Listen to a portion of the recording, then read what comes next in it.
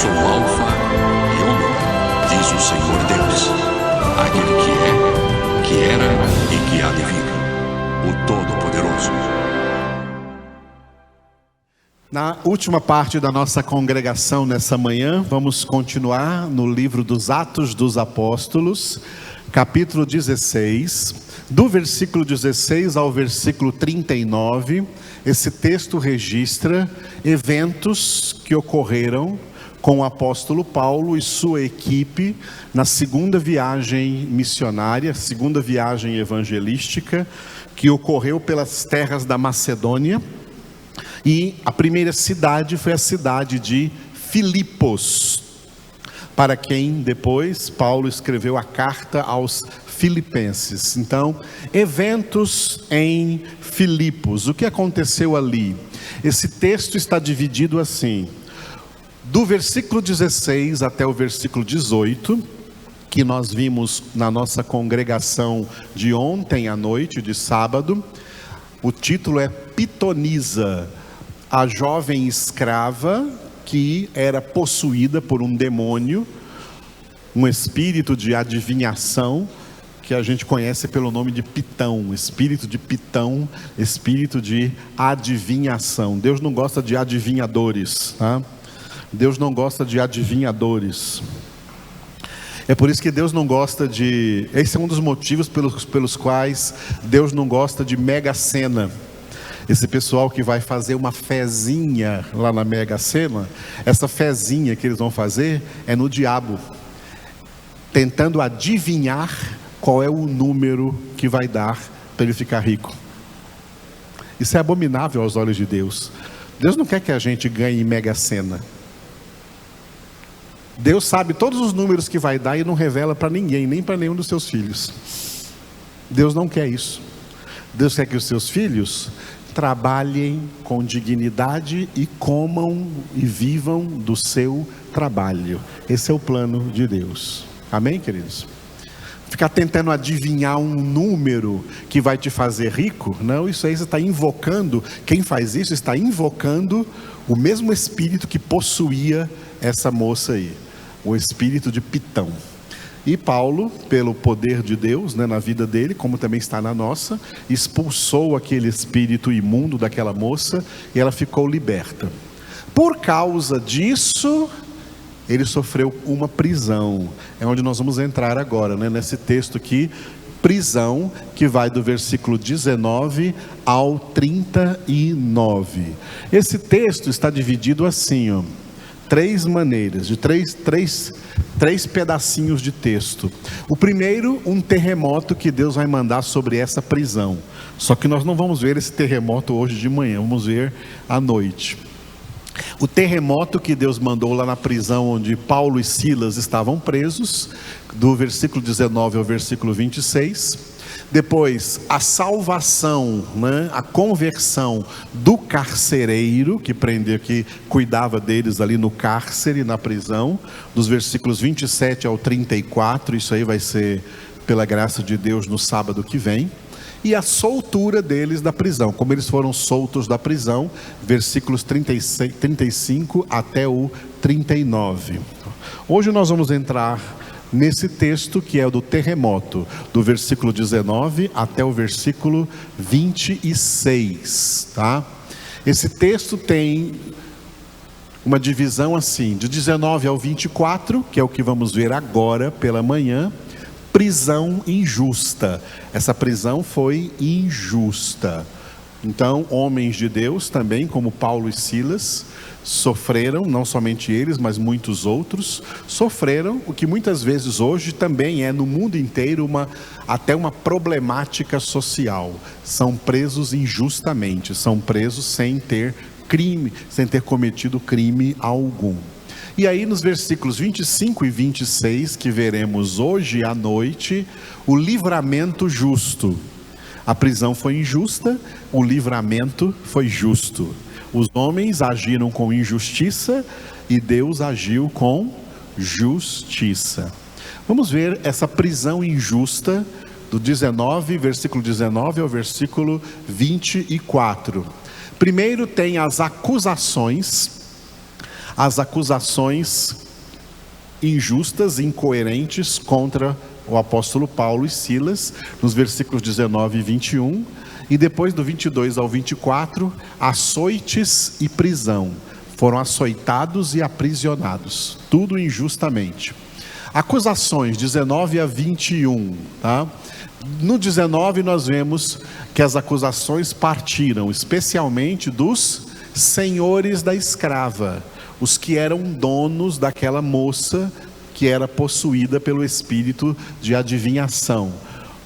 Lembrando que a Bíblia foi escrita, em todo o período que a Bíblia foi escrita, era vigente, tá, o trabalho escravo, era vigente o comércio de escravos, era vigente o escravagismo, tá?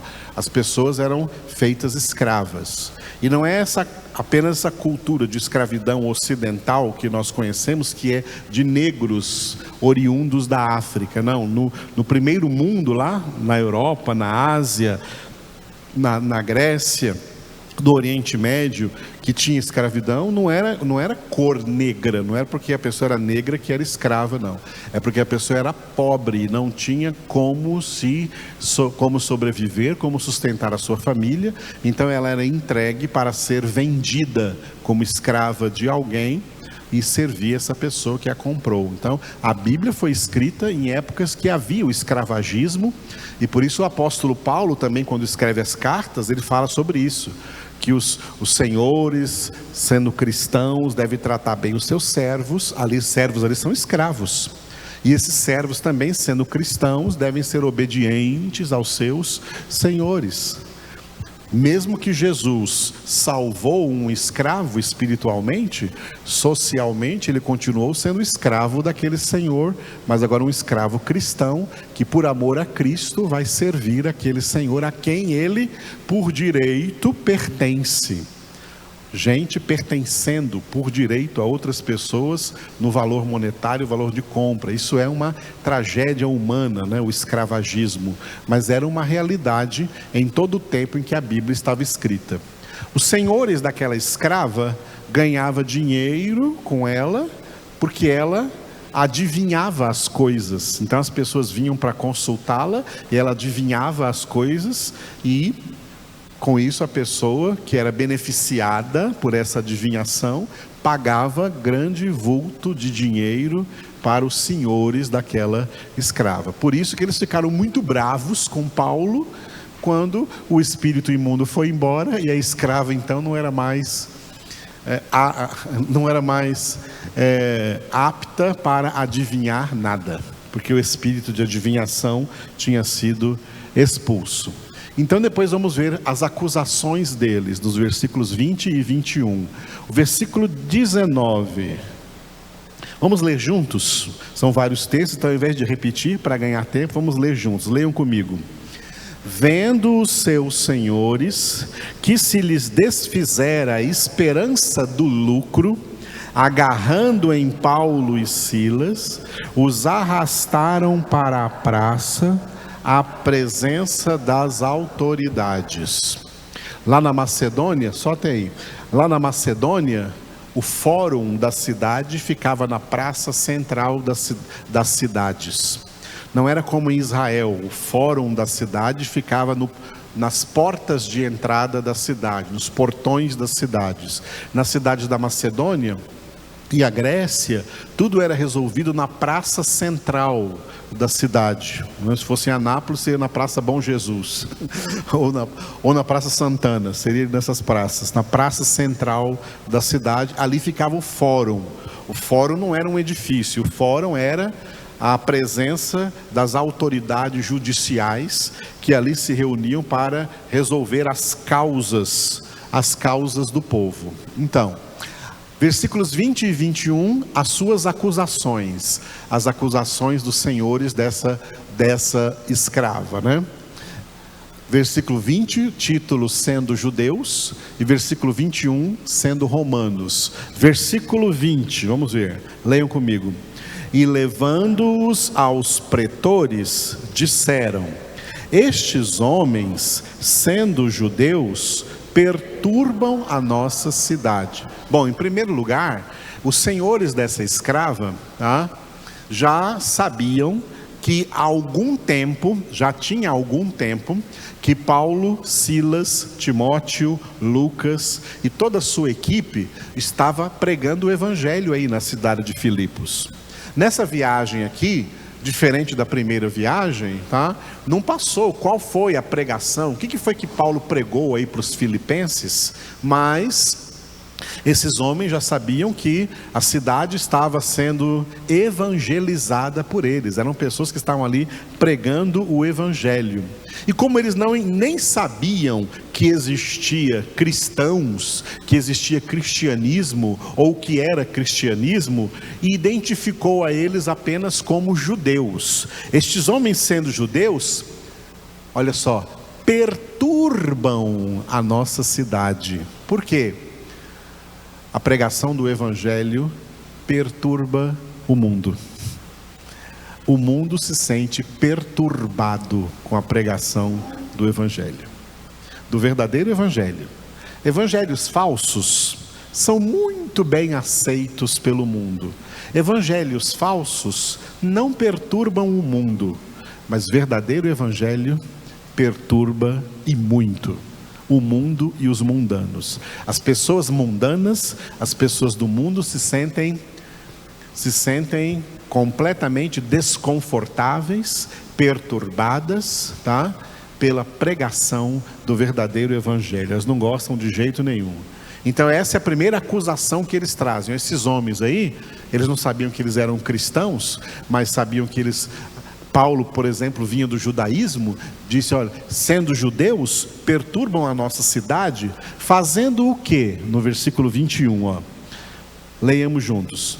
Propagando costumes que não podemos receber, nem praticar, porque somos romanos.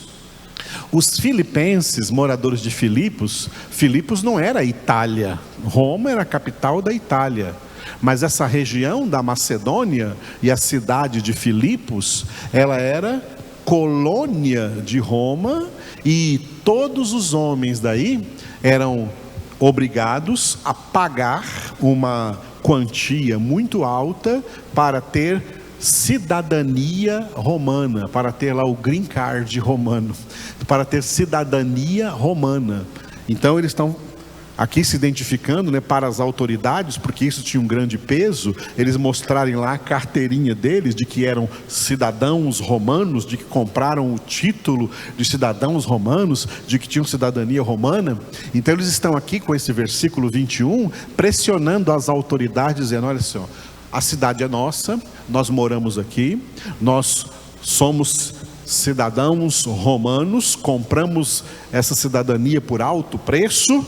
E esses homens entraram aí na cidade, aí pregando aí um evangelho, pregando aí coisas que, palavra-chave aqui do versículo 21, ó, coisas que não podemos receber nem praticar.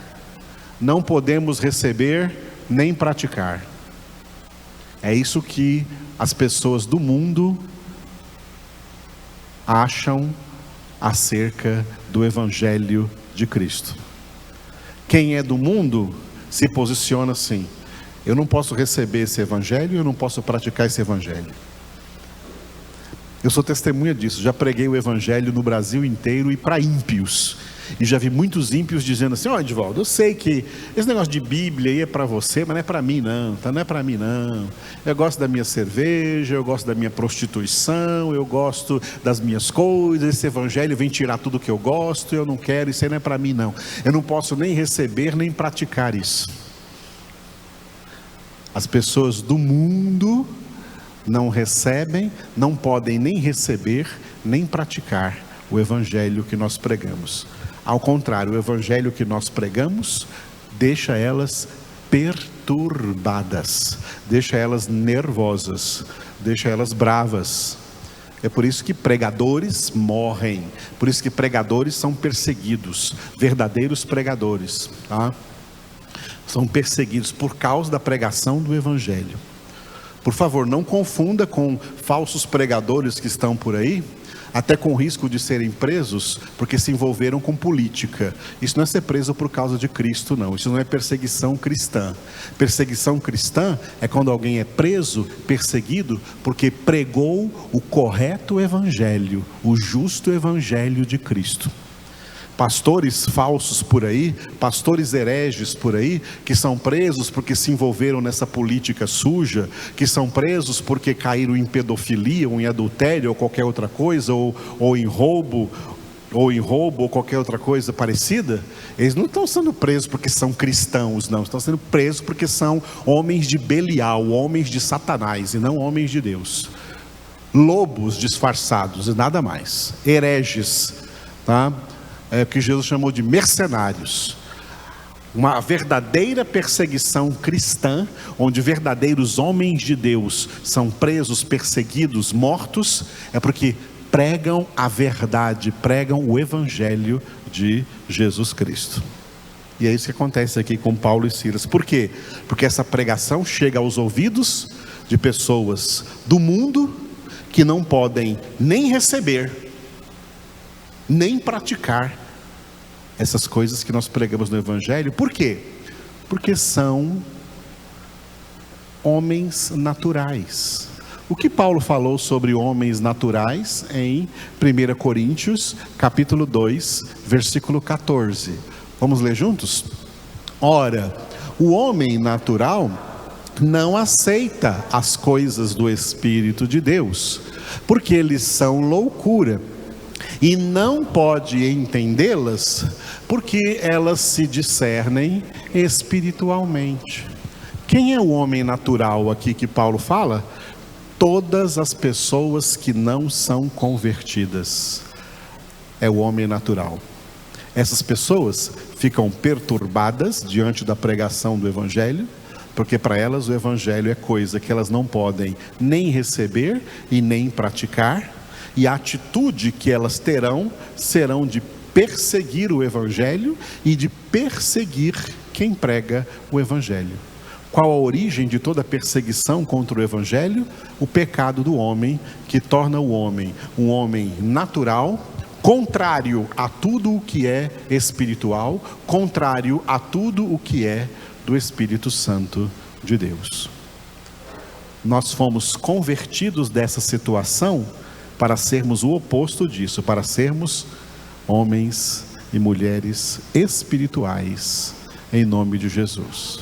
Portanto, para nós a palavra é: enchei-vos do Espírito. Eu sou o Alfa e Ômega, diz o Senhor Deus, aquele que é, que era e que há de vir, o Todo-Poderoso.